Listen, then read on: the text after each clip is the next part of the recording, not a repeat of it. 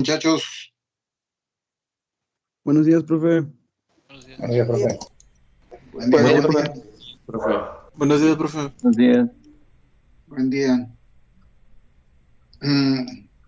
Samuel, hago un comentario a la pregunta que me hacías. Sí, profe, no se preocupe. El problema que encargué, a veces lo hace uno con toda intención para ver qué decisión toman ustedes, porque son las decisiones que ustedes tienen que tomar. Entonces, la primera pregunta que es relacionada con un material que se iba a utilizar y voy a la tabla y me da un rango de valor, me da un rango menor y un rango mayor. Entonces, yo nunca voy a diseñar con el valor del esfuerzo mayor que me dé del material. Que qué tal si me toca un material en donde su resistencia es el esfuerzo menor del listado. Entonces, conclusión, en el punto del material que yo tenga un rango de esfuerzo, siempre diseñaré con el menor. Con el menor. Lo más que me podía aventurar sería calcular el promedio de los dos y trabajar con el promedio, lo más. Pero si no, trabajaría con el menor. Ok. Sí, Lo ese había es un... analizado, Ajá. pero no sabía si poner el menor. Igual con mi compañero Rodrigo, porque pues le pregunté igual, estábamos pensando poner el menor, pero de ahí como no sabíamos, decidimos poner como que un promedio. O sea, sumamos los dos valores y unimos entre dos. Y eso fue lo que pusimos. O sea, sacaron el promedio. Ujú. Creo que era 27 y 40, me parece, entre Sí, no dos. recuerdo los valores, pero sí. Bueno, el otro punto, Samuel, el otro punto es ese sí ya más personal. Efectivamente, al momento de entrar a calcular los valores de J, aparece una U en vez de un valor para J del piñón y del engrane. Y pues el autor, si vieron la tabla y leyeron, pues verán que dice que ahí tiene problemas de undercutting, que va a ser el problema de desgaste en el diente por un problema de mal engranaje. Entonces, por eso aparece la letra U de undercutting. Entonces, esa U, obviamente yo entro con los valores y me da la U y digo, ¿ahora qué hago? Bueno, pues efectivamente no había otra cosa que hacer más que ustedes agarrar y decir, bueno, yo tengo diferentes tipos de tablas para los 20 grados, creo que era el ángulo de presión, y solamente en el cual encuentro valor es cuando el adendo está al 50%. Y cuando entraba con el adendo del 50%, ahí sí tenía un valor de J tanto para el engrane y para el piñón. Si mal no recuerdo, creo que era el 50%. En fin, lo único que tendría que haber sido es tomar algún J que ustedes supusieran, porque lo que le está dando la información del problema no coincide con nada. Entonces, tan fácil como agarrar y decir, bueno, no me coincide nada, ¿qué solución? ¿Qué hago aquí? Bueno, pues voy a suponerlo y en la solución ustedes me escriban, se supuso esto. Entonces yo veo, supusieron esto porque no da el valor de J con la información que yo le di los engranes. O sea, pero ya son cuestiones de decisión que ustedes tienen que tomar ahí y no crean que lo hice porque se me pasó, no. Lo hice con toda intención porque es lo que uno se va a encontrar a la hora que entra uno a las tablas. No todo está ya dado y tengo que tomar alguna decisión. Pero bueno, Samuel, al final de cuentas, espero al menos que la mayoría, si no es que todos, hayan entregado la tarea y ya estaré yo por revisarla posteriormente. Aún no la he visto. Oiga, Profe, profe, yo teníamos una duda en el problema 2 también. Ahí sí. Era un Sí, eso poco. es de cinemática, sí, sí, es no recuerdo cuál es la pregunta del 2, ¿cuál es el 2? calcular la C' y el teta prima, me parece que era. Sí, cuando el juego vale cero. Pero como no hay juego, Sí, entonces exactamente. no existe una teta prima, ¿no?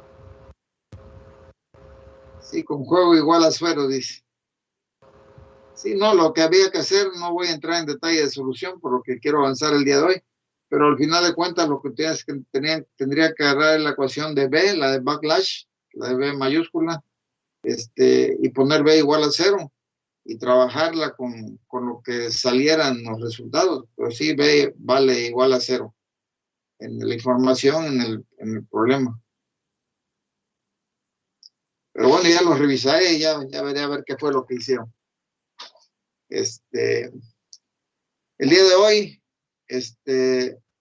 le estoy presentando aquí en pantalla. Este es el último material que vamos a revisar ya, que de hecho lo voy a mostrar muy brevemente. Se llama volante de inercia y es un dispositivo, un disco, vamos a ponerle así, bastante pesado, que se le pone a los motores a fin de mantener un par constante, porque a veces algunos motores están trabajando y son usados para comprimir, por ejemplo, algo, y ahí pierden el par y luego tiene el motor que recuperarse, etcétera. Entonces la idea es de dar un par constante, que sería lo ideal, que no cambiara.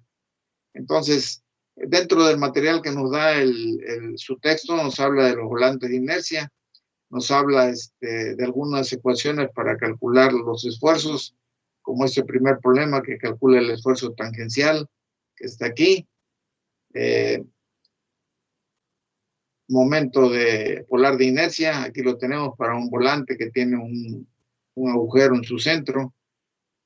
La energía cinética, los volantes van a estar girando, van a tener una energía cinética, y el autor nos presenta este tipo de volantes que puede tener varios rayos. Estos se le llaman rayos, como los de la bicicleta, ¿sí? Entonces son rayos. Entonces, este puede ser un volante de inercia. Algunos son cerrados totalmente, sin espacios como los hay aquí. Pero bueno, este en particular tiene rayos. Generalmente este es un material, un volante que se hace fundido, ¿sí? Y cuando se le ponen rayos, aquí está la separación según el número de rayos. Ahí están los ángulos que llevan uno y otro. Nos da ecuaciones en la tabla 12.1 según el número de rayos, ¿sí? En donde yo puedo calcular las fuerzas y los momentos, porque yo voy a tener en mi volante fuerzas axiales, voy a tener momentos, fuerzas centrífugas que van a tener aquí. Entonces todo esto se calcula con las expresiones que estamos aquí. Yo he usado esta tabla por ahí para ponerle un ejemplo. Aquí está este ejemplo que hice, el volante de hierro fundido, con toda la información que me dan y el valor de H y todo obtenido de la tabla que les acabo de mostrar. Interviene obviamente para el peso del material, el peso específico del material de que esté hecho el volante. Y aquí está esfuerzo de tensión en el rayo, P entre A, esfuerzo de tensión en el borde, P entre A, y el esfuerzo de flexión en el borde, MC entre I, que es esto. Pero por ser una sección rectangular, MC sobre I se transforma en esto.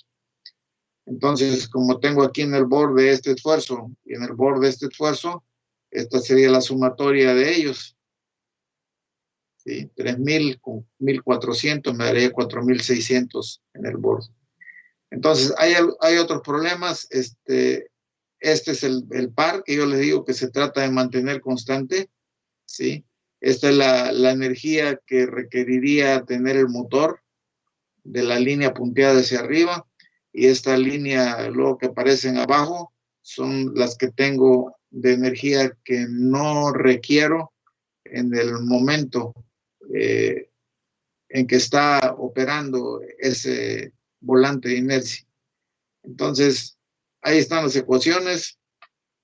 Les muestro nada más alguna de las gráficas porque la van a ver ustedes aquí.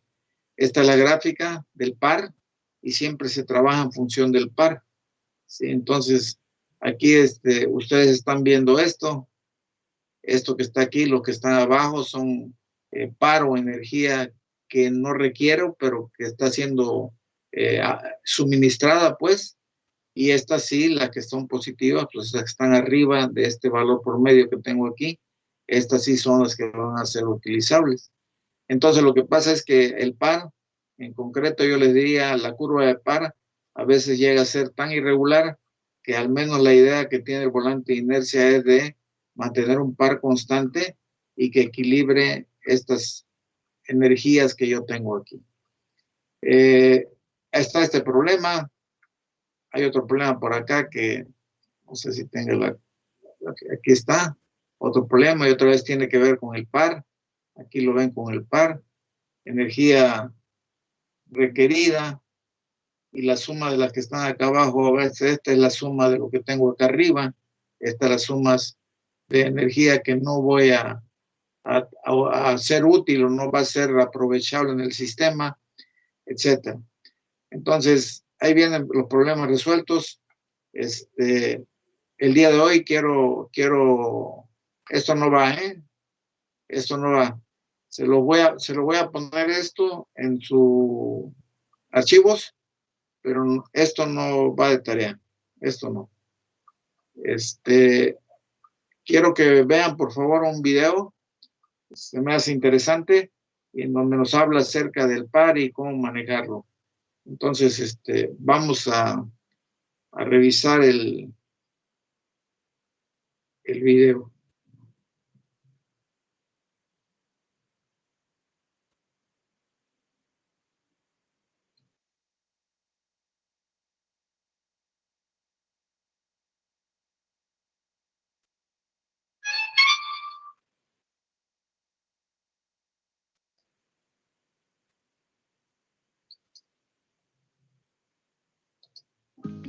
Vamos a empezar diciendo que los diferentes sistemas de accionamiento que puede tener una máquina, dentro de los muchos que hay, los más utilizados en la mayoría de los sistemas son motores eléctricos,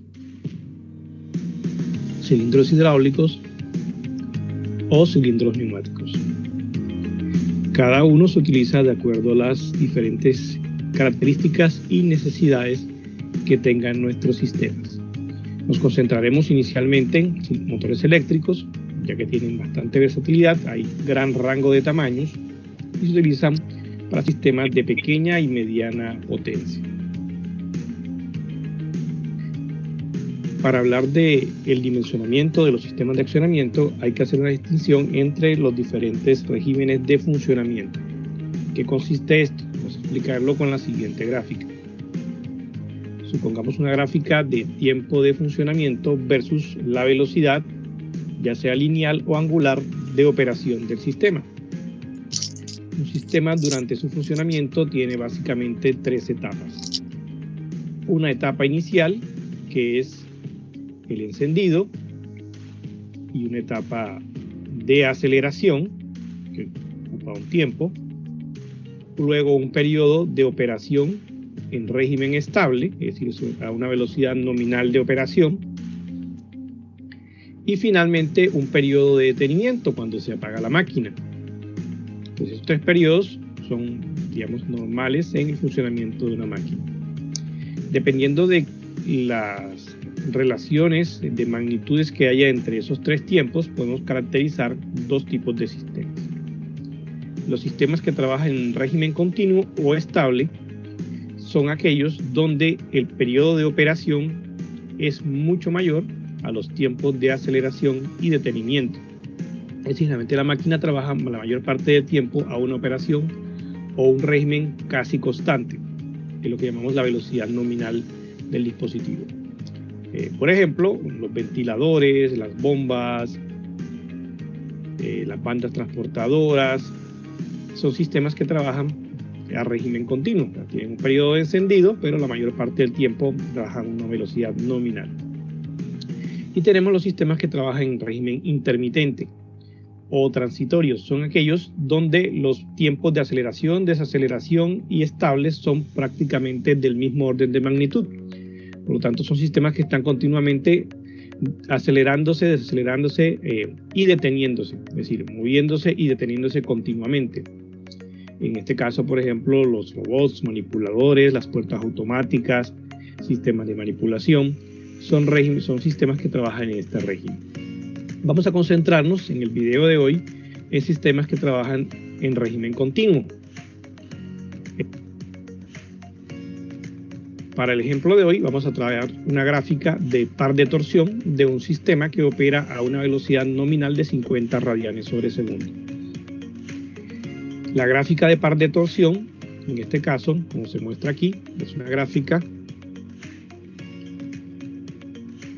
contra una revolución del eje de entrada, es decir, 360 grados de giro del eje de entrada, que se puede obtener con los métodos matriciales que hemos visto en clase. Existe la gráfica del par requerido para mover nuestro sistema a esta velocidad nominal.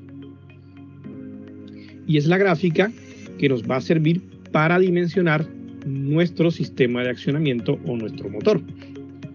Hay que recordar o hay que decir que la selección de un motor realmente es un proceso más complejo, o sea, necesita definirse una gran serie de factores, de aplicación, el tipo de máquina, el ambiente, la disponibilidad de la energía, pero en todos los casos es necesario conocer los requerimientos de par y o potencia que necesita nuestro sistema. Sin esto, pues no podríamos hacer una correcta selección de nuestro accionamiento. Debe determinarse de manera precisa cuáles son los requerimientos de par de nuestro sistema.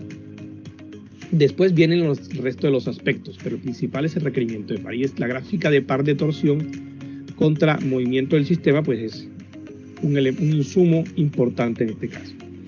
Bueno, habría que decir que en este caso, como el par es bastante variable, por cada vuelta el requerimiento de par fluctúa entre valores muy altos, como el pico que tenemos aquí de 342 aproximadamente, a valores bajos, e incluso tenemos valores negativos. Tenemos estos dos picos en valores negativos. ¿Qué quieren decir en este caso los valores negativos? Los valores negativos quieren decir que en estas zonas de movimiento el sistema como tal no requiere un par para moverse, sino que por el contrario ya el sistema por su propia inercia tiende a acelerarse. Y en ese caso el motor no debería generar un par para mover el sistema, sino que por el contrario debería generar un par en sentido contrario para detenerlo. Físicamente un motor no puede hacer eso, por lo tanto en estas zonas del sistema todo el sistema se va a acelerar, lo cual no es deseable porque vamos a variar nuestra velocidad nominal de 50 radianes sobre segundo. Entonces, este es un caso típico donde se requiere hacer uso de un volante de inercia que nos sirva para balancear este requerimiento de par tan variable. Si no lo usáramos, tendríamos que definir al menos un motor que nos permita garantizar el mínimo par de 342 libras por pulgada. Si escogemos un motor que nos dé 342 o más, a veces se utiliza un factor de seguridad para tener en cuenta los posibles cambios que puede tener el sistema, pero como mínimo tendría que ser 342. Tendríamos un motor que cumple perfectamente con el requerimiento. Podemos tener, va a mover el sistema. Pero ¿qué va a pasar? Que el requerimiento de 342 es apenas momentáneo, solamente lo necesitamos en un periodo de tiempo bastante corto, que es este. El resto del tiempo el motor está por encima de los requerimientos de la máquina. Entonces tendríamos en este caso un motor sobrediseñado para el 98% del tiempo y solamente necesitaríamos ese pico de potencia, ese pico de par en un 2% del tiempo. Es decir, el resto del tiempo el motor está sobrediseñado. Pero no podemos usar un motor con menos par porque si usamos un motor con menos par no va a poder llegar a ese pico que requiere nuestra máquina y se va a detener antes. O es posible que si está muy cerca, pero no logra el par, pues pueda llegar, pero el motor se esté sobreesforzando y termina recalentándose y dañándose. Vamos a ver aquí que el dimensionamiento adecuado de un volante de inercia nos va a permitir trabajar con un motor con un par nominal mucho menor, en este caso equivalente al par promedio, pero sin necesidad de sobrecalentar el motor. Entonces, ¿qué efecto va a tener esto sobre nuestro sistema? Hagamos una comparación del consumo. Pues obviamente un motor con un par, que nos privilegia un par de entrada más grande, como el ejemplo que vimos, 341.7 para ser valor exacto, por la velocidad angular, nos da una potencia de 17.085 pulgadas por libra sobre segundo. Como estas unidades no son tan conocidas, vamos a hacer la conversión a caballos, equivale aproximadamente a 2.59 caballos.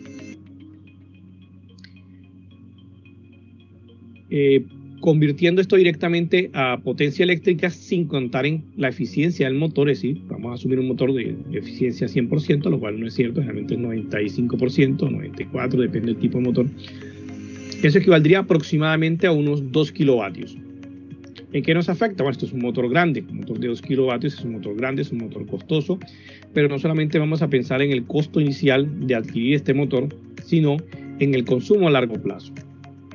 Pongamos un ejemplo teórico, suponiendo que tenemos un costo de kilovatio hora de aproximadamente 10 centavos de dólar, en este caso dólar porque estos videos los ven en otros países, para que tengamos una referencia más universal de precio. 10 centavos de dólar el kilovatio hora y una utilización aproximada de 8 horas al día, 5 días por semana durante todo el año, para ver cuánto sería el consumo al año.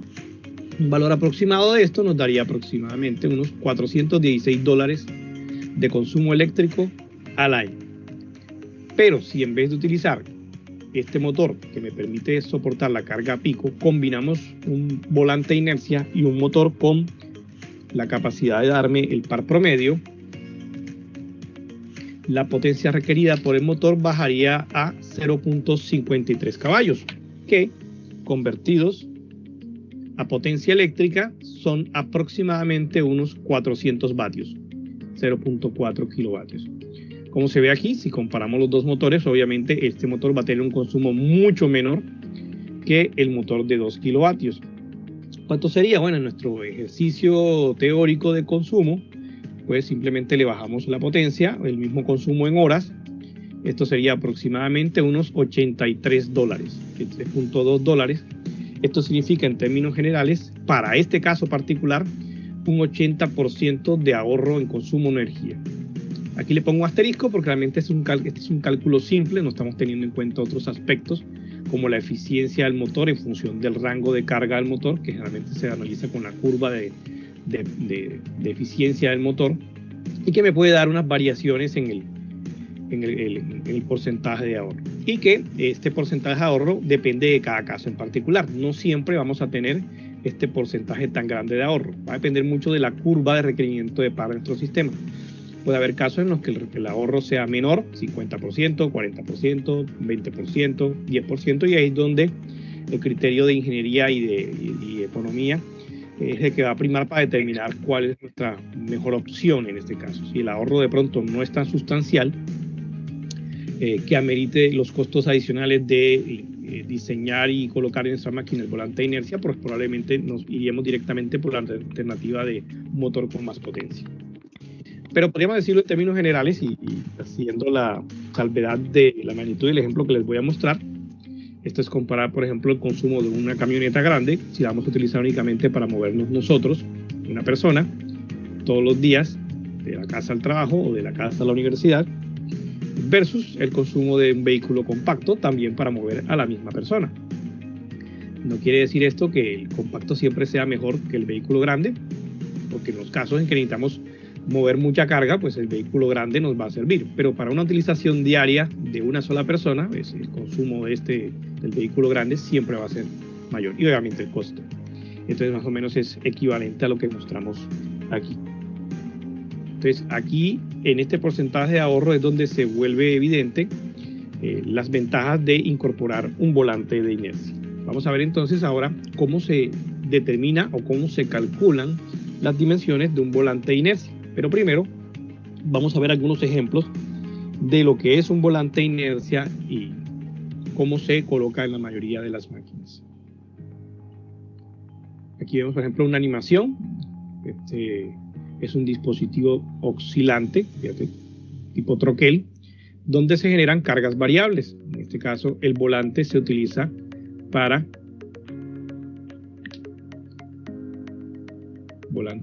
aquí para absorber los picos de energía que van generándose durante los impactos. En los motores de combustión interna, que prácticamente encontramos en casi todos los vehículos, también existe un volante de inercia al final del cigüeñal para balancear los picos de par que están generándose por las explosiones en los cilindros. Aquí vemos un ejemplo de un modelito de máquina de vapor donde se utiliza un volante de inercia a la salida de la máquina. Aquí tenemos otro ejemplo en una máquina grande de vapor. Y aquí tenemos un ejemplo bastante inusual de un volante colocado sobre un vehículo móvil, una bicicleta en este caso. No es muy común, pero también se puede aplicar para ir absorbiendo la energía cinética. En este caso tendría que combinarse con un embrague para poder almacenar adecuadamente la energía en los periodos de detención. Bien, ahora sí, expliquemos un poquito cómo vamos a hacer el dimensionamiento del volante. Con respecto a la curva que teníamos antes, esa curva original de par de torsión versus ángulo de entrada, del eje de entrada, se divide a partir del par promedio. Recordemos que el par promedio se calcula a partir de la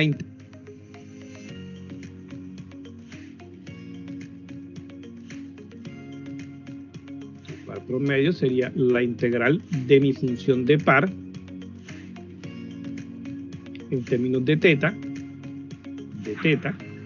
de un ángulo, pongamos un ángulo teta 1 a un ángulo teta 2 sobre el intervalo de ese ángulo, teta 2 menos teta 1. Básicamente es el promedio de una función. Si tenemos la función de par, pues simplemente es aplicar la integral. Si no tenemos la función de par, que es la mayor parte de los casos, sino que lo que tenemos son los datos de la gráfica, tenemos que hacer una integración numérica. Y si nuestra gráfica es sencilla, es decir, una gráfica de par que está compuesta por geometrías simples, podemos hacer la integración gráfica directamente calculando las áreas. Y esas son las tres técnicas que podemos utilizar para calcular el par promedio. Aquí lo interesante del par promedio es que el valor del par promedio hace que las áreas que están por encima del par promedio, la suma de las áreas por encima del par promedio y la suma de las áreas por debajo del par promedio tienen que ser iguales por la definición que nos da la integral. Ahora bien, ¿qué significan las áreas que están por encima del par promedio? Las áreas que están por encima del par promedio nos indican la energía que le hace falta al motor para cubrir el requerimiento de par de nuestro sistema. Por ejemplo, en esta zona de A a B, el par que me proporciona el motor viene por aquí. Esto es lo que me puede dar el motor, mientras que el sistema me está pidiendo esto. El sistema me está pidiendo más par de lo que el motor me puede dar. Y entonces esa área me está mostrando la cantidad de energía que le hace falta al motor para cubrir la diferencia. Aquí digamos, si el motor arranca de cero en este punto, aquí el motor no sería capaz de llegar hasta el pico de par, porque no tiene suficiente energía adicional para poder llegar hasta allá. Y de B a C tendríamos una zona en la que el par del motor es mayor. Aquí va el par del motor. Y el requerimiento de par de la máquina viene por acá abajo. Entonces, en este caso, el par del motor es mayor al requerimiento de la máquina y por lo tanto, en este caso, está sobrándole energía al motor. Esa energía que sobra, inicialmente se va a convertir en energía cinética de todo el sistema, porque el sistema tendería a acelerarse, tanto el motor como las masas inerciales que hagan parte de nuestro sistema. La idea del volante de inercia es absorber esa energía cinética en un sistema que sea capaz, que tenga suficiente masa para absorberla como energía cinética sin generar una variación sustancial de velocidad angular. O sea, si el sistema no tiene mucha masa, la velocidad angular variaría demasiado. Pero si el volante tiene la suficiente inercia, la variación de la energía cinética entre este punto, donde tendría el mínimo de velocidad angular, y este punto, donde tendría el máximo de velocidad angular, sería más pequeña y sería controlable. Entonces, en este orden de ideas, para dimensionar el volante de inercia, lo que tengo que determinar es, a partir de la curva de requerimiento de par del sistema dividida por el par promedio de nuestro sistema, tengo que identificar la zona de la gráfica donde el área por debajo del par promedio sea la mayor. En este ejemplo estoy resaltando esta área. Acá tenemos otra área que también está por debajo del par promedio, pero se logra ver que esta área es mucho más pequeña que el área inicial. Así que en este caso la cantidad de energía que tenemos aquí es más pequeña que la cantidad de energía que tenemos acá.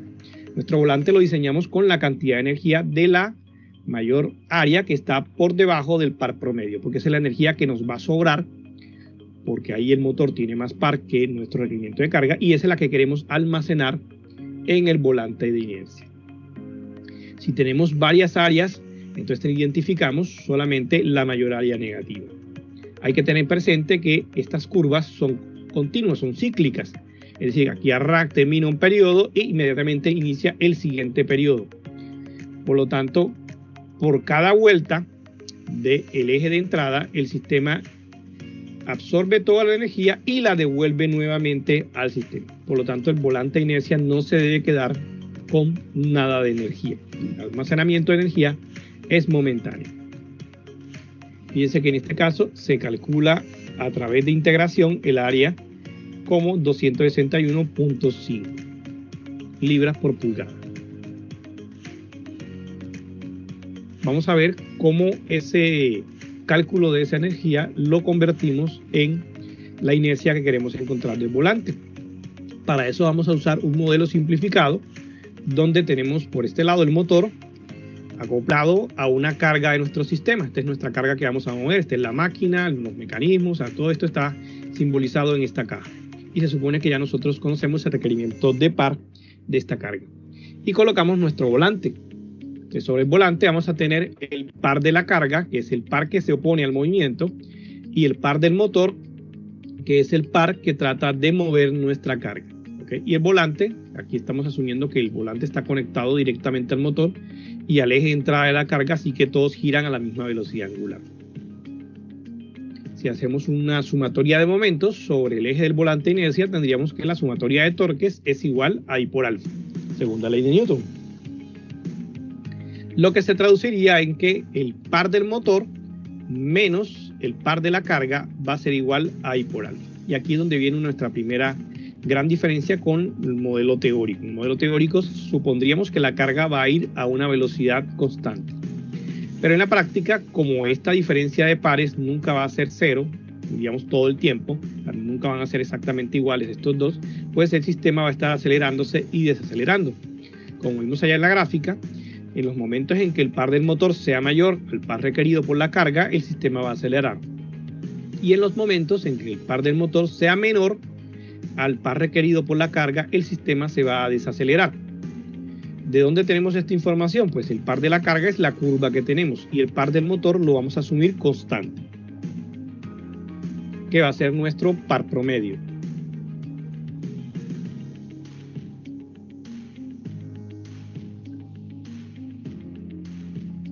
Como no nos interesa obtener la aceleración y desaceleración, lo que vamos a hacer es un cambio de variables, es decir, vamos a utilizar esta ecuación diferencial que es conocida de dinámica, alfa por d teta igual a omega de omega, para cambiar las variables y reemplazar el alfa por velocidad angular y teta. En este caso entonces lo cambiamos de esta manera. El par promedio menos TL por d teta es igual a I omega de omega. Y como tenemos la curva de par, esto lo podemos integrar contra teta. Al integrar tendríamos esta integral que nos interesa, que es la integral del área donde el par promedio es mayor que el par requerido por la máquina. Es decir, esta es la gráfica del área que estamos identificando ya, la mayor área donde el par promedio es mayor que el par requerido por la máquina. Y aquí tendríamos la variación de velocidad máxima entre velocidad mínima y velocidad máxima. Como se ve, esta integral sale directa. Esto no es más que una diferencia de energías cinéticas. Y este es el trabajo neto en esta zona, entre el teta donde la velocidad es mínima y el teta donde la velocidad es máxima, que es la área que estamos describiendo en la diapositiva anterior. Como se ve aquí, esto no es más que la aplicación del teorema del trabajo y la energía. Pero tenemos que hacer un ajuste adicional porque generalmente a mí no me interesa saber ni cuánto es la velocidad máxima ni cuánto es la velocidad mínima. A mí lo que me interesa saber es la inercia. O sea, yo quiero saber es el valor de la inercia. Y este valor de la energía que almacena el volante ya lo tengo. Así que digamos nuestra única incógnita, o no sabemos exactamente a ciencia cierta de qué valor tienen, son los valores de omega máximo y omega mínimo. Sino que lo que conocemos es el valor promedio, que sería la velocidad nominal de nuestro sistema. En el ejemplo que tenemos son 50 radianes sobre segundo. Entonces, para abordar este problema, vamos a definir un coeficiente que vamos a denominar como el coeficiente de fluctuación. ¿Qué es el coeficiente de fluctuación? El coeficiente de fluctuación, que vamos a definir con la letra K, es entre el valor máximo y el valor mínimo sobre el valor promedio de la velocidad angular de nuestro sistema. Entonces, visualmente sería algo así como esto. Tenemos una gráfica de velocidad angular contra tiempo. Está nuestra velocidad promedio, nuestro pico de velocidad máxima, nuestro pico de velocidad mínima. Entonces la fluctuación definiría qué tan ancha es esta banda con respecto al valor promedio. Lo que queremos es que nuestra fluctuación sea relativamente pequeña. Así que generalmente los coeficientes de fluctuación están en el orden de 0.01 hasta 0.1. Es decir, entre un 1% y un 10% de fluctuación es lo que normalmente definimos en el diseño de volantes de inercia. Esto es para mantener una fluctuación pequeña. Entonces introducimos el coeficiente de fluctuación dentro de nuestra fórmula y en vez de utilizar la diferencia de cuadrados que tenemos allá, esta sería la integral, ya simplemente le llamamos E, utilizamos la factorización de la suma por la diferencia. Y a partir de ahí incluimos el término de coeficiente de fluctuación y el par promedio que sí conozco. De aquí despejo la inercia y tendríamos que la inercia sería igual a la energía que va a almacenar el volante, coeficiente de fluctuación y la velocidad angular promedio de nuestro sistema. Fíjense que de estos tres términos de la ecuación, el único término donde tengo un relativo control es el coeficiente de fluctuación.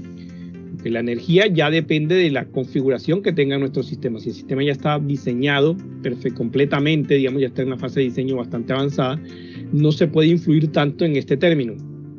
El término de omega promedio también es un término que realmente ya está definido en el diseño, es decir, la velocidad de operación ya es algo que ya está definido en esta fase de diseño, así que sobre estos dos no se puede actuar mucho, mientras que sí se puede actuar sobre el coeficiente de fluctuación, que en este caso está dividiendo. ¿Qué significa esto? Que a mayor coeficiente de fluctuación, la inercia del volante va a ser más pequeña y esto significa un volante más pequeño.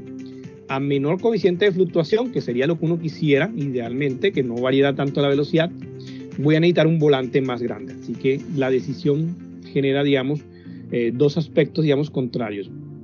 Mayor control de la velocidad, pues un volante más grande y más pesado. Menor control de la velocidad, mayor fluctuación de la velocidad, un volante más pequeño. Entonces, la decisión de definir este K depende mucho del tipo de proceso que nosotros estemos manejando con el sistema. Si el proceso soporta una variación de velocidad angular, digamos, relativamente grande, sería preferible tomar un coeficiente de fluctuación más grande. Si el proceso no lo soporta, entonces tenemos que irnos a un coeficiente de fluctuación más pequeño, pero ateniéndonos a un volante más grande. Para calcular la inercia, pues simplemente utilizamos las fórmulas que ya conocemos de dinámica de la inercia de un disco sólido. Digamos, una primera aproximación es disco sólido, que el volante tiene que tener un agujero para encajarse en el eje que lo soporte, pero una muy buena aproximación inicial del tamaño del volante va a ser esta. La inercia igual a un medio de la masa por el radio al cuadrado sobre 2. Donde la masa del volante pues también está dada por la geometría del mismo volante. La masa en este caso sería pi por el radio al cuadrado por el espesor del volante por la densidad. Combinando estas dos fórmulas tendríamos que la inercia del volante va a depender de la densidad, el radio a la 4 y el espesor, donde la que más incide en este caso, como se aprecia ahí, es el radio. Por eso se ve que la geometría de los volantes es un disco. donde digamos el mayor elemento ahí es el radio. O sea, mayor radio, menor espesor. Y otro efecto muy importante es la inercia. Por lo tanto, la densidad de los materiales que usemos en un volante debe ser alta. Generalmente los volantes se fabrican en acero, en fundición, que son metales que tienen una alta densidad y son relativamente baratos.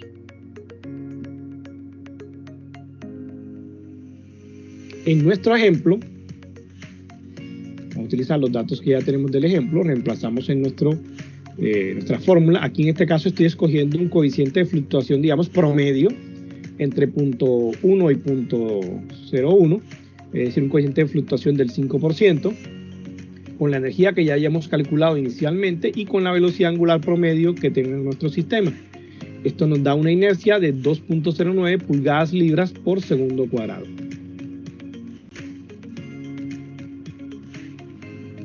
Para dimensionar nuestro volante vamos a asumir que el volante lo fabricamos en fundición de acero con un peso específico de 486 libras por pie cúbico y un espesor de media pulgada.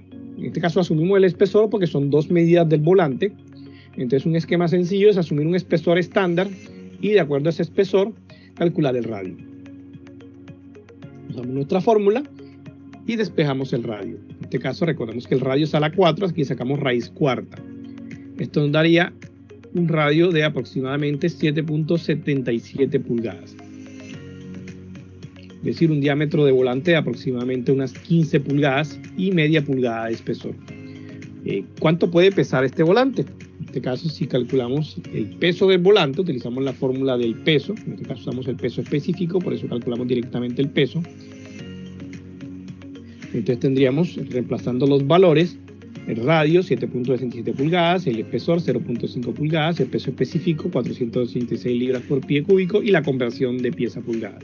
Tendríamos un peso de volante de 26.67 libras. Un volante bastante grandecito y bastante pesado. Pero teniendo en cuenta el tamaño de la máquina, los requerimientos de par y potencia que en esta máquina, pues son razonables. Esta sería la curva de par del sistema ya una vez colocado el volante. En este caso, el volante lo que hace es suavizar el requerimiento de par, pero manteniendo el par constante igual. Lo que nunca vamos a obtener en la práctica es tener una curva perfectamente plana. Esto necesitaría un coeficiente de 0 que en la práctica no podemos tener. Ahora, no siempre el volante es la mejor opción para combinarlo junto con un motor de menos requerimiento de par, porque el volante va a colocarme unos elementos adicionales en la máquina que tengo que tener presente. Entonces a veces hay que tomar una decisión de técnica versus costo para ver si es adecuado colocar un volante dentro de nuestro sistema o no colocarlo. Entonces lo primero que tenemos que tener presente es que el volante es un elemento pesado, es un elemento que va a tener un peso adicional sobre nuestro sistema. Fíjense en el ejemplo anterior, 26 libras, aunque depende mucho del tamaño de nuestra máquina, pero va a ser en general un elemento pesado. ¿Qué significa un elemento pesado? Que voy a tener que tenerlo en cuenta si mi dispositivo es móvil, o tengo que tenerlo en cuenta el dimensionamiento de los elementos que lo van a soportar. Por eso esto va a generar unos costos extras. Por ejemplo, tengo que tener en cuenta el costo de ese elemento adicional de diseñar y fabricar el volante. Tengo que tener en cuenta el rediseño de los elementos que van a soportar ese volante. Por ejemplo, el eje que lo va a aportar no va a ser del mismo diámetro que sin el volante. Tengo que aumentar el diámetro, tengo que hacer los apoyos más robustos y me toca rediseñar la carcasa de la máquina para que se adapte a la forma del volante. También tengo que tener presente el volumen ocupado por el volante. Generalmente el volante es un elemento voluminoso, tiene un diámetro grande, así que dentro del diseño de la máquina tengo que tratar de incluirlo dentro de los diferentes elementos sin que haga interferencia y sin dañar demasiado el diseño original que tiene la máquina. Si no lo tengo en cuenta, es posible que la máquina quede con un diseño bastante desagradable o que sea un poco difícil ubicarlo dentro de los elementos internos de la máquina. Y finalmente, el volante nos va a aportar más inercia al sistema, es prácticamente su función. ¿Qué implica esto? Que en términos de los arranques y las paradas, comparado con el ciclo de arranque y parada original de la máquina, el sistema va a tardar más tiempo en arrancar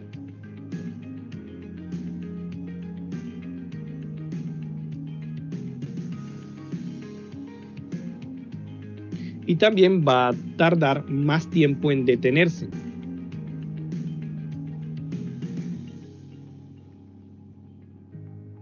Por lo tanto, la respuesta dinámica del sistema se va a ralentizar y no sería conveniente utilizarlo en sistemas que tengan muchos arranques y paradas continuas. Es decir, un sistema que trabaje en transitorio no sería recomendable, o habría que estudiarlo con bastante detenimiento el efecto del volante en los tiempos y los periodos de arranques y paradas del sistema. Por eso no siempre es la mejor opción. Y si tenemos, por ejemplo, una curva de requerimiento de par bastante plana, pues no es necesario aplicar un volante directamente. Podemos irnos enseguida a trabajar con el par, requerimiento de par máximo que tenga nuestro sistema. Lo mismo si los ahorros, digamos, en cuanto a los consumo de energía, no son significativos comparado con toda la inversión que tendríamos que hacer para ubicar este elemento.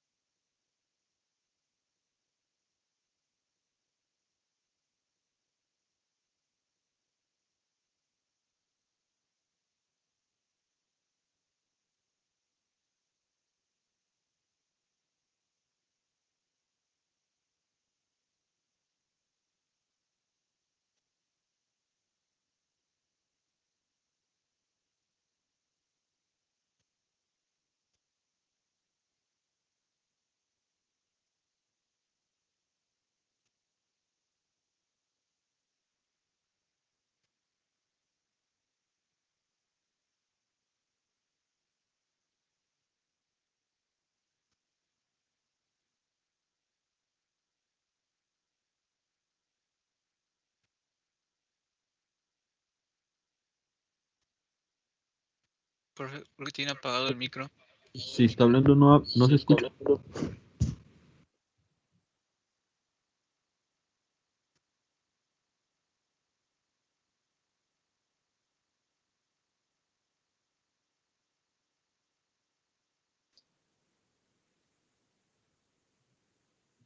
Bueno, perdón. Tenía el micrófono apagado, perdón. Les estaba comentando que este material es lo único que voy a requerir que ustedes me reporten de volantes. Lo de volantes es un tema que yo en lo particular, en lo personal, nunca me ha tocado en toda mi vida de ingeniero hacer un diseño de volantes. Sin embargo, es importante que sepan ustedes el por qué aparecen en algunas máquinas esos discos pesados de mucha inercia, y es justamente para tratar de hacer un par T uniforme, aunque nunca se logre. Estos dos primeros problemas que tengo aquí son los más sencillos, por favor, son los más sencillos. Yo les pido que lo resuelvan, no requieren del gráfico de T, ni siquiera. Entrega el jueves 2 de diciembre de esta semana a las 10 de la mañana y lo envían a mi correo con este asunto, por favor. Entonces, esta hojita que están viendo en Word y el material que les mostré al principio que es este que tiene todas las gráficas y los problemas resueltos, estos, se los voy a agregar a su material de Teams. Entonces, esos dos. Lo que quiero, por favor, que agenden muy, muy clarito y que no se les olvide, todos lo ponen con letra roja ahí en su libreta, en sus hojas, es que hasta la próxima semana, ya con esto ya no nos vamos a ver. Ustedes me entregan el material el jueves, me lo envían al correo. Y nuestra próxima conexión, anótenla, por eso lo digo, es muy importante, es el jueves 9 de diciembre. Jueves 9 de diciembre. A la hora normal de clase, nos vamos a ver aquí y vamos a hacer un examen. Como yo debo reconocer que el material es abundante, lo que hemos estado viendo, bueno, lo voy a ayudar con el tema en esta ocasión para que ustedes se centren en estudiar ese tema. El tema del que igual voy a evaluar y voy a hacer el examen es de soldadura y remaches. Entonces, todo lo que estuvimos viendo de soldadura y remache lo repasan bien. Y el día jueves nos vemos en punto, conéctese unos minutos antes incluso, porque nada más tienen 1 hora para poder resolver su examen. Exactamente, el examen es de 9 a 10 de la mañana. Y hago la aclaración de una vez. No requieren esperar que den 5 para las 10 para enviarme su problema si ya lo acabaron. Considero en los exámenes también quién es el primero que me entrega el problema. Entonces, si alguien hace su examen, lo acaba, me lo tiene que enviar de manera inmediata porque considero también dentro de la calificación quién es el primero que me va entregando. Entonces, bueno, todo eso se lo voy a recordar el día del examen, pero por el momento esa es la visión que tenemos. Con esto cierro ya lo del curso. El jueves 2 de diciembre de esta semana, a más tardar a las 10 de la mañana, me envía la tarea y nos vemos el jueves 9 de diciembre, para el examen. No sé si hubiera alguna duda o pregunta, muchachos. Algo no claro, por favor. De la tarea únicamente son esos 2 problemas, ¿no? Nada más 2 problemas y son los más sencillos que trae. Repito, no tienen que graficar nada, nada más uso de algunas ecuaciones como esta que tengo aquí en pantalla, por decir como esta, donde van a meter los valores que trae el problema y eso. Son estos, de este tipo, pues, como el tipo que viene aquí en la primera, como estos. No van a requerir hacer gráficas. Pero sí. Y el examen lo vamos a... Ah, sí, perdón. Sí, le decía que les doy estos problemas donde se traza la gráfica, bueno, y vieron el video en donde la razón por la cual se utilizan los lentes de inercia. ¿Algún comentario más, muchachos, muchachas? Una pregunta, sí, mi última pregunta. Nada más era si el examen lo teníamos que mandar igual que las tareas por correo. Sí, yo se los doy a las 9 de la mañana empieza nuestra clase. Entonces, a las 9 de la mañana en punto, ustedes van a abrir su archivo de Teams y ahí va a estar el examen. Y me lo tienen que enviar a las 10 de la mañana a más tardar. Y repito, si lo acaban, no estén esperando nada, lo revisan rápidamente y me lo envían. Porque cuenta primero que entrega el examen. Primero y el segundo y el tercero, el orden pues me interesa. Ok, muchachos, pues gracias, les agradezco su atención y recuerden... Sí, una pregunta. Sí. De aquí al jueves sí va a haber clases, pero del jueves al 9 ya no. No, o sea, ya no nos conectamos. El día jueves... el día jueves yo nada más espero que me envíen su tarea de esto de volantes. El jueves. Ok, entonces el jueves tampoco nos conectamos, solo le enviamos nuestra tarea. No. Ya nos vemos el 9 de diciembre, ahí nos conectamos para el examen. Ok, muchísimas gracias, profe. ¿Sí? Bueno, buen día a todos, muchachos. Aprovechen el tiempo, por favor.